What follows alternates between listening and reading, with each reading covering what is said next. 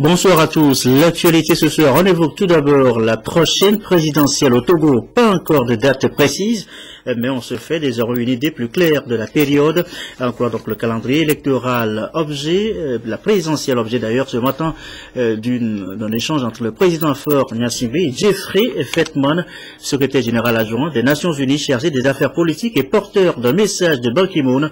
Il a été donc reçu en audience à la présidence de la République. D'autres sujets ont meublé la discussion. Les précisions de Jeffrey Feltman au micro de Erdo Kidifou. Well, first, let me say that it was an honor to be received by His Excellency, the President of the Republic. C'est un honneur pour moi d'être reçu par le président de la République. J'étais aussi heureux d'être accompagné du représentant spécial du secrétaire général en Afrique de l'Ouest et de la coordinatrice résidente de l'ONU au Togo, Madame Lo Njai. J'ai transmis au président de la République les salutations chaleureuses du secrétaire général de l'ONU, M. Ban Ki-moon. J'ai également exprimé au président de la République l'appréciation du secrétaire général pour le rôle important et le leadership que joue le président de la République pour la lutte contre Ebola. Nous avons également discuté des questions de paix et sécurité dans la sous-région et j'ai noté l'importance de la stabilité que jouit le Togo. J'ai également mentionné l'engagement des Nations Unies à la coopération avec le Togo, y compris dans le domaine du développement. Nous avons également parlé des élections présidentielles au Togo. Le Togo a demandé l'assistance des Nations Unies pour les élections et donc c'était important pour moi d'écouter le président et d'avoir son analyse de notre coopération dans ce domaine. Nous sommes reconnaissants du fait que ces élections sont des élections togolaises et que nous espérons que ces élections répondront aux aspirations du peuple togolais et que elles seront inclusives, démocratiques, transparentes et crédibles. Et je vais également rencontrer les autres partis politiques, la société civile et tous les autres acteurs dans le domaine politique et au Togo. Et j'attends d'entendre leur point de vue sur la situation également. À propos encore de la présidentielle au Togo, voici cette mise au point de la Cour constitutionnelle.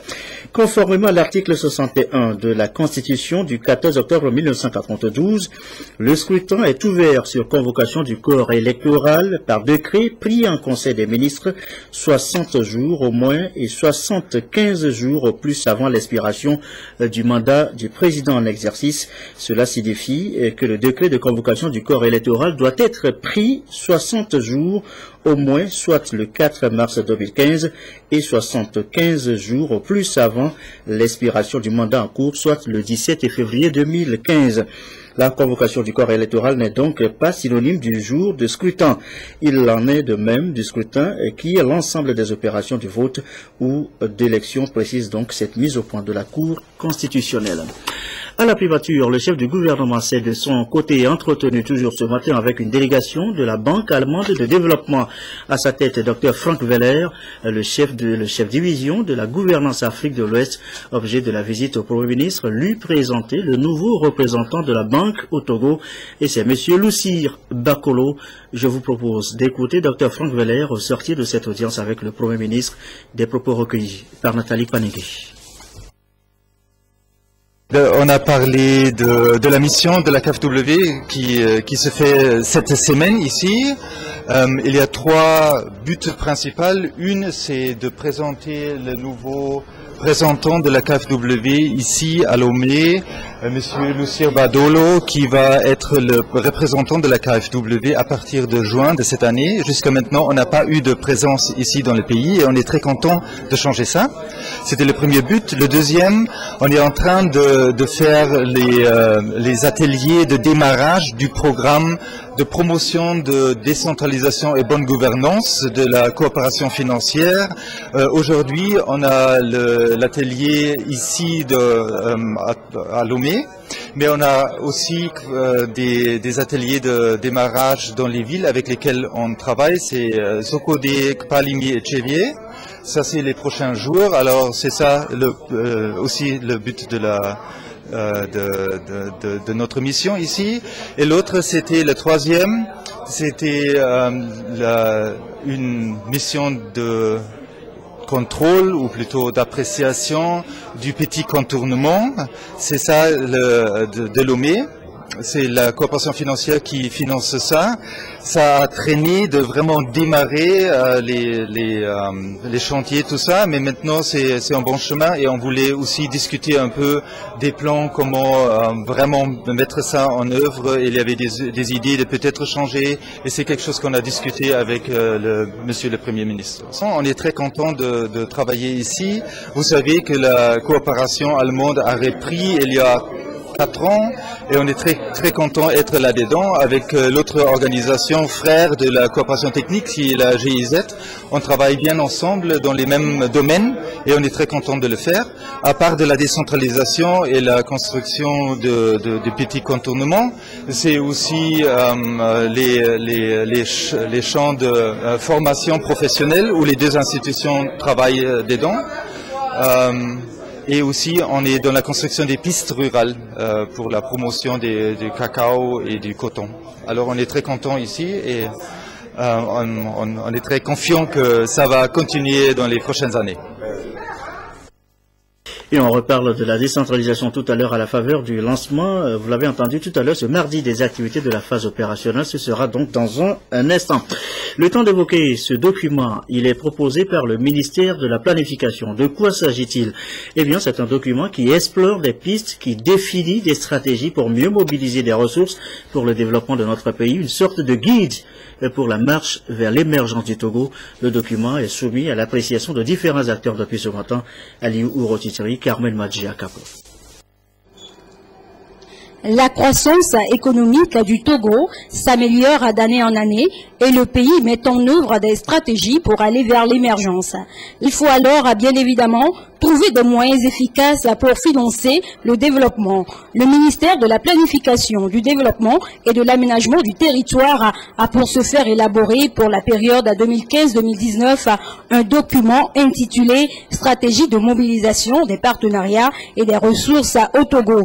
Le but est de poser les bases de mécanismes consensuels de gestion et de coordination de l'aide et des partenariats.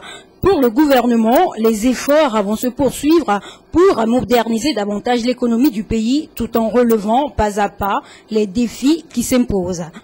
L'engagement du pays comme partie prenante aux accords internationaux sur l'efficacité de l'aide, tels que le No Deal, le processus de mobilisation et de modernisation de l'État, le lancement de partenariats innovants sont autant de facteurs importants à notre sens pour l'impulsion d'une nouvelle dynamique de coopération. Dans le même sens, je voudrais vous inviter à une appréciation objective des mécanismes innovants proposés dans cette stratégie pour permettre l'amélioration du cadre juridique et institutionnel. Grâce à ce document, le Togo va tendre vers l'identification de nouvelles sources disponibles et des mécanismes innovants pour répondre aux besoins de développement. Le développement vu est proposé de façon globale par ce document. Donc l'un des objectifs précis, c'est par exemple l'objectif fin zéro d'ici à 20 ans. L'Alliance globale pour la résilience de la pauvreté, enfin combat quotidien, elle soumet à validation également depuis ce matin un plan de travail aux différents acteurs venus d'Afrique de l'Ouest et du Sahel, réunis donc tous à l'obéir. Les précisions d'Anzoumali Komo Boyote. Au moins 18 millions de personnes vivent une situation de pénurie alimentaire au Sahel dans la sous-région ouest africaine, selon des statistiques du ministère de l'Agriculture, de l'Élevage et de la Pêche établies en 2012. C'est dire que malgré les efforts déployés ces dernières 30 années, des défis demeurent pour venir à bout de la vulnérabilité alimentaire, notamment chez les populations à la base. Il va donc falloir partir sur de nouvelles bases, d'où la mise en place de l'Alliance globale pour la résilience, Agir Sahel et Afrique de l'Ouest. Une fédération d'action et d'initiatives de différents acteurs agricoles pour une riposte efficace. Ce document de référence est à l'étude depuis ce matin. Il s'agit essentiellement de sécuriser les moyens d'existence des populations, d'améliorer la santé et la nutrition des populations et d'avoir essentiellement des mécanismes et des outils pour renforcer la production agricole et alimentaire, pour améliorer les revenu des populations vulnérables et enfin d'améliorer la gouvernance et la coordination autour de la vulnérabilité. Il faudrait que les experts et les techniciens prennent en compte les connaissances endogènes dans nos communautés pour construire cette action de résilience. Le but visé ici est de parvenir à l'objectif fondamental fin zéro d'ici 20 ans. Une fois adopté, ce document servira d'outil de plaidoyer pour la mobilisation des ressources.